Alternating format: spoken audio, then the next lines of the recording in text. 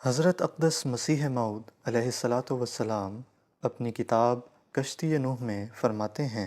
جو شخص گستاخی کی راہ سے خدا پر جھوٹ باندھے گا اور کہے گا کہ خدا کی وحی میرے پر نازل ہوئی حالانکہ نہیں نازل ہوئی، اور یا کہے گا کہ مجھے شرف مکالمات اور مخاطبات الہیہ کا نصیب ہوا حالانکہ نہیں نصیب ہوا، تو میں خدا اور اس کے ملائکہ کو گواہ رکھ کر کہتا ہوں کہ وہ ہلاک کیا جائے گا، کیونکہ اس نے اپنے خالق پر جھوٹ باندھا اور فریب کیا اور سخت بے باکی اور شوخی ظاہر کی۔ سو تم اس مقام میں ڈرو، لعنت ہے ان لوگوں پر جو جھوٹی خوابیں بناتے ہیں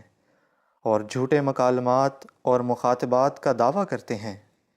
گویا وہ دل میں خیال کرتے ہیں کہ خدا نہیں، پر خدا کا عقاب ان کو سخت پکڑے گا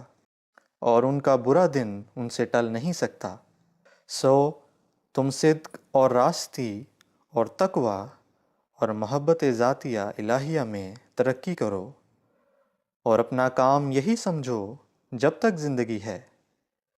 پھر خدا تم میں سے جس کی نسبت چاہے گا اس کو اپنے مکالمہ مخاطبہ سے بھی مشرف کرے گا۔ تمہیں ایسی تمنا بھی نہیں چاہیے تا نفسانی تمنا کی وجہ سے سلسلہ شیطانیہ شروع نہ ہو جائے، جس سے کئی لوگ ہلاک ہو جاتے ہیں۔